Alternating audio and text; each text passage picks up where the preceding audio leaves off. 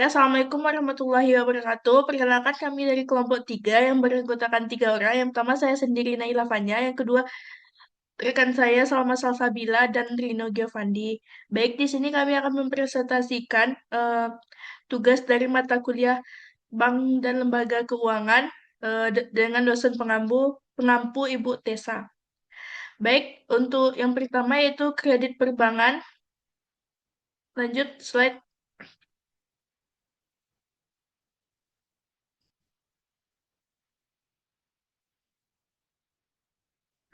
Yang pertama itu pengertian kredit. Kredit adalah penyediaan berdasarkan atau tagihan yang dapat dipersamakan dengan itu. Persetujuan atau kesepakatan pinjam-meminjam antara bank dengan pihak lain yang mewajibkan pihak meminjam untuk melunasi hutangnya setelah jangka waktu tertentu dengan jumlah bunga, imbalan, atau pembagian hasil keuntungan.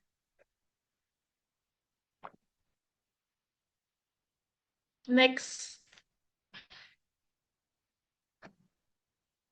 Arti kredit. Secara umum atau populer, kredit dalam bahasa Yunani yaitu kepercayaan. Kreditum dalam bahasa Latin yaitu kepercayaan akan kebenaran. Sisi bank atau lembaga keuangan. Yang pertama itu kredit adalah kekayaan bank yang dikelola pihak lain. Pihak lain yaitu peminjam dan bukan pemilik. Yang ketiga itu merupakan karakteristik bank dibanding bisnis-bisnis lainnya. Baik, untuk slide selanjutnya akan dibacakan oleh rekan saya Rino Giovanni. Kepada Rino, silakan.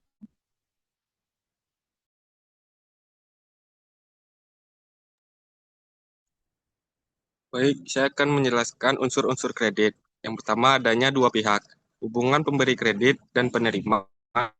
Kredit merupakan hubungan kerjasama yang saling menguntungkan. Dua, adanya kepercayaan. Kepercayaan memberi kredit kepada penerima atas dasar analisa. Yang ketiga, uang atau tagihan. Tunai, BG, L per C, atau kartu kredit. Keempat, persetujuan. Satu, tidak boleh atas dasar paksaan. Kedua, harus didukung oleh bukti persetujuan dikuatkan oleh pejabat berwenang atau notaris. Yang kelima, wajib lunas. Pinjaman yang kedua, dana dari pinjaman. Dan yang terakhir, jangka waktu tertentu. Artinya itu yang pertama ada risiko, jangka waktu dana tertentu, dan siklus usaha. Next.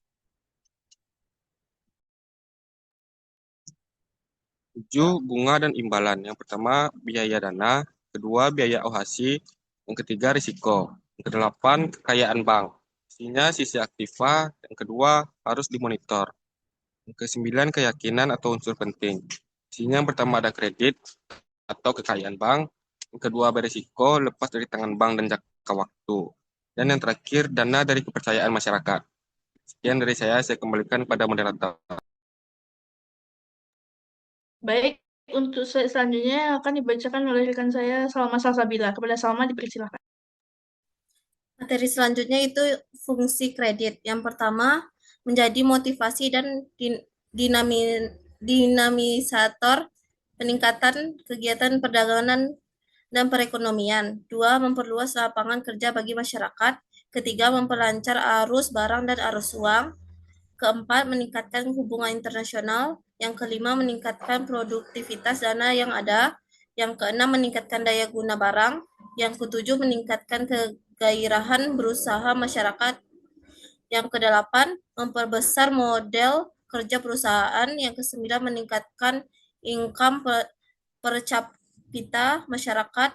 Yang kesepuluh, mengubah cara berpikir atau cara bertindak masyarakat untuk lebih ekonomis. Selanjutnya, pertimbangan pencairan dana, analisis 5C.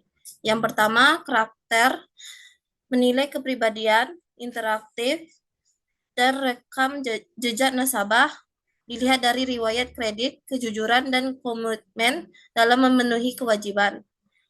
Yang kedua, kapasitas, kemampuan nasabah dalam membayar kembali pinjaman, diukur dari pendapatan, arus kas usaha, atau gaji tetap.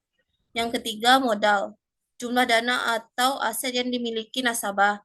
Semakin besar modal sendiri, semakin kecil risiko bank. Selanjutnya, jaminan, asal yang dijadikan jaminan apabila nasabah gagal bayar. Bisa berubah tanah, bangunan, kendaraan, deposito, atau aset lain yang bernilai. Selanjutnya yang terakhir, kondisi. Kondisi ekonomi, politik, dan lingkungan usaha yang memengaruhi kemampuan nasabah. Misalnya kondisi pasar, tingkat inflasi, regulasi pemerintah, dan tren industri. Selanjutnya saya kembalikan kepada moderator. Baik, yang terakhir yaitu jenis-jenis kredit. Berdasarkan tujuan, kredit terbagi tiga, yaitu yang pertama kredit konsumtif untuk kebutuhan pribadi, misalnya KPR, kredit kendaraan. Yang kedua itu kredit produktif untuk kegiatan usaha atau investasi. Yang ketiga itu kredit perdagangan untuk memperlancar transaksi jual beli. Kedua itu berdasarkan jangka waktu dan terbagi ketiga. Yang pertama itu kredit jangka pendek. Tenornya lebih kurang 1 tahun, misalnya kredit modal kerja, kredit jangka menengah, tenornya 1 sampai 3 tahun, kredit jangka panjang, tenornya lebih dari 3 tahun, misalnya KPR. Berdasarkan jaminan terbagi dua, yaitu yang pertama kredit dengan anggunan atau ada jaminan seperti tanah, rumah, kendaraan, atau deposito. Yang kedua itu kredit tanpa anggunan atau KTA, tidak memerlukan jaminan tetapi biasanya bunganya lebih tinggi. Dan terakhir yaitu berdasarkan sektor ekonomi, terbagi dalam 4. Yang pertama itu kredit pertanian untuk sektor agribisnis, kredit industri untuk manufaktur atau pabrik. Yang ketiga itu kredit perdagangan untuk perdagangan besar atau kecil. Yang keempat yaitu kredit profesi untuk dokter, pengacara, guru, dan lain-lain. Baik, sekian materi dari kelompok kami. Untuk pertanyaannya boleh di-share di dalam kolom komentar. Baik, apabila ada kesalahan atau kekurangan mohon dimaafkan. Assalamualaikum warahmatullahi wabarakatuh. Waalaikumsalam.